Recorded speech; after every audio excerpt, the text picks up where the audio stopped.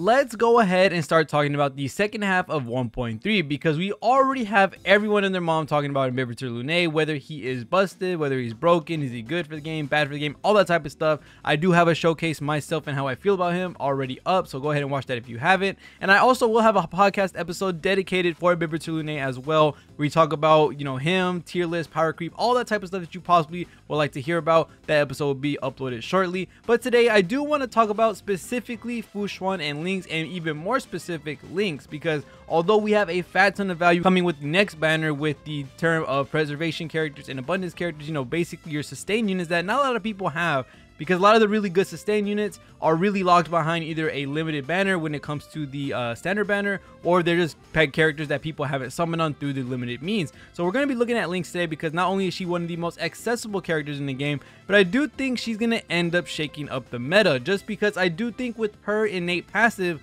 where she's able to give taunt, she's going to be breaking the team compositions that we have at the current moment, and we might see some crazy stuff in all honesty, because right now we only have two types of teams, I guess you could say. We either have the DPS with double buffers and a sustain unit, or we have the DPS, one buffer and two sustain units if the enemies are hitting pretty hard. So right now with Lynx, for sure, with her passive where it's going to give you taunt based on the characters that are on the destruction or preservation path, this is very interesting because now there's going to be team compositions that are now going to be able to run sub DPS, DPS, buffer, and then the sustain unit, because now you're getting two really nice units that are going to be able to get some massive buffs from Lynx coming out. And for those that invested in them, well, we're going to be seeing a fat ton of damage coming from a whole team rather than from one character. And we're going to have other characters as well that are going to be working with Lynx and other characters that are actually going to get more value as well, and I'm pretty sure you should know who it is already. But looking at the characters that are in the destruction and preservation path, we do only have a few that actually benefit from this, because the rest,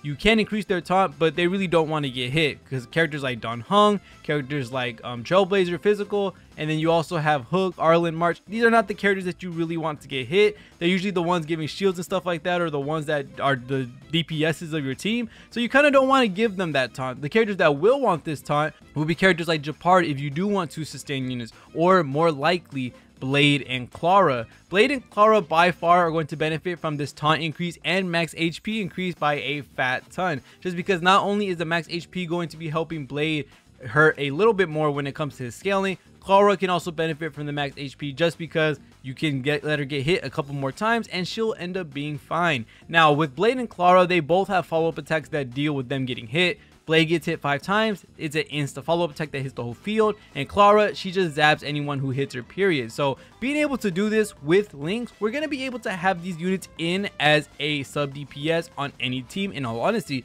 just because Blade and Clara, not only are they really good with taking hits and dealing out damage because of so, which is going to be even more amplified from Lynx's passive, we're going to be able to use these characters because they're all SP neutral or SP positive, because the skill points that Blade takes up, he only needs one, and then for the rest of the turns that he has his buff, he doesn't really need any more. He doesn't generate any, but he doesn't use any as well. So this is not going to impact the main DPS of your team. So we can see some nasty things coming from Blade with another DPS coming soon as Lynx comes out, and I am super excited to be able to test that team out because my Blade is hyper invested in. I really do think Blade is one of the best units in the game for sure. He's just so strong and so good at self-sustain. So even if Lynx's healing isn't as crazy as you would want it to be, he will still be able to give himself back up to half health. He'll still be able to heal himself through his follow-up attack. There's a lot of really cool things that Blade can do that is going to further help him be in that sub DPS role and not take up all the resources that your DPS would want. And Clara, like I said, she has increased on her ult. She's able to take those hits and deal a bunch of damage, and a well invested Clara for sure is going to be doing a fat ton of damage with her ultimate intact, and also doing the AoE hits from her follow-up attack. And she's SP positive. You really don't ever, if you don't want to, have to use the skill. The skill does hurt quite a bit when you have a bunch of enemies with a mark on, or if you have E1 Clara. But for the most part, you don't really need to use her skill. Her follow-up attacks are the main source for her damage, so you can really just always normal attack with her. She'll always be SP positive. If you do want to use a skill point every so often, that's fine by all means. You never really have to specifically skill every time with Clara. So both Blade and Clara are going to be able to fill this sub DPS role with Lynx on the team, and that is just going to be so good, especially because Lynx is going to be able to have that AoE cleanse. Not only is that a very valuable thing to have in a healer's kit. But for the people like Blade, for the people like Clara that need to use their ult, that need to use their follow-up attack, but can't do so because they're debuffed, they're sealed, they're frozen, Lynx can possibly fix that, and Lynx can finally be able to help these MOC runs where these enemies are debuffing multiple characters at the end of the day through your run, and it's so annoying. So although right now there aren't a lot of preservation and destruction units that are going to be helped by this increased taunt, Blade and Clara, for those that have them, they're going to be excelling super hard and have so many more uses that I'm very excited for this type of mechanic. I'm very excited to see what they do with this in the future, because we have been seeing some new traces and some new passives for these characters to be coming out that are giving some really cool things to certain specific characters or certain paths. I really want them to keep going down this route because this makes team building a lot more fun. But a character that I think is going to be getting an increased amount of value for sure, with this idea in mind, being able to run a sub DPS and your DPS, is definitely going to be Bronya. Bronya by far is one of the better buffers in this game for sure. Yukong is also a AoE buffer as well, but she is very skill point heavy if you do not have E6, and even with E6 is more of a single target buff just because you only get one turn with it.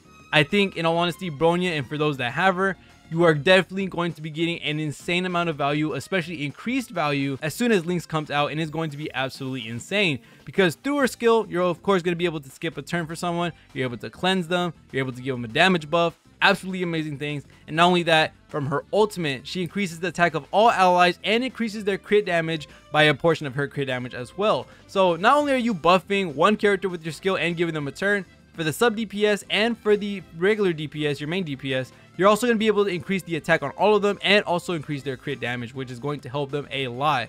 The main priority of this will be the crit damage. Attack, although it won't help Blade as much, it will add a little bit of damage, but for Clara, this is going to be absolutely insane for sure. Now, we have had Clara in the sub DPS role for a quick second just because she can function as a tank, but I think with Lynx, it makes her a lot more consistent. It makes it a lot more easier because you will be able to get everyone to attack Clara, and that'll be non-stop damage. The rest of your team will be really good. You won't have to worry about your other units being hit as often. This is not a guaranteed taunt for what I think it is, but for the most part, having increased taunt on Clara, Blade already, it's just going to make things so much easier. It's going to make things get shredded so faster, just because Blade is going to be able to stack up those follow-up attacks super easy, especially if there's way more than one enemy on the the opposite side. And then Clara, same thing. The more she gets hit, the more follow-up attacks she does, the faster her ult comes. Same with Blade. It is overall some crazy things to happen. I'm super excited for whatever characters come in the future that want to get aggro, that get things from taking HP loss.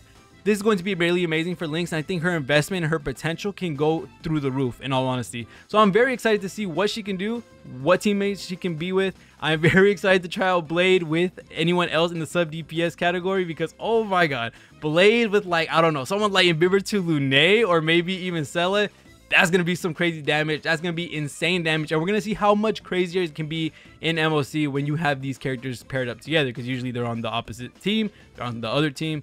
It's going to be really cool to test this out. But other than that, that's going to be it for this video. Thank you guys so much for watching all the way to the end of the video. I will be posting that podcast episode shortly, and hopefully y'all can give that some love when it comes out. I did it with some amazing content creators. But other than that, thank you guys so much for watching. See y'all in the next one, and peace.